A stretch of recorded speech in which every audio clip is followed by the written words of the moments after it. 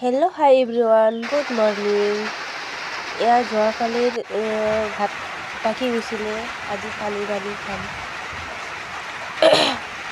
ঠাণ্ডা ভাত থাকিলে এনেকৈ পানী ভিজাই খাই বহুত ভাল পাওঁ মই। সেইকাৰণে আজি ৰাতিপুৱাতে পিঁয়াজ জ্বলা দি ঠিকছে মিহলাই খাই ল'ম। আপোনালোকেও খাইনে মোৰ দৰে এনেকৈ পইতা ভাত? কম দামী মোবাইল, কি কৰিম, ভালকৈ ভিডিঅ' উঠাও নহয়।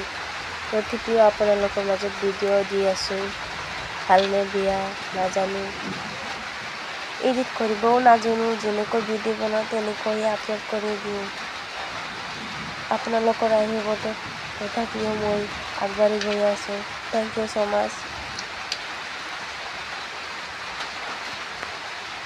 ঠিকছে মিহলাই লৈছোঁ।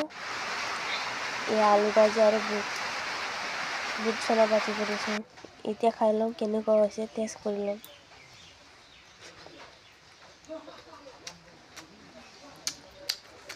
তো আজিলৈ বাই বাই। কেনেকুৱা লাগিছে জনাব দেই ফ্ৰেণ্ডবিলাক।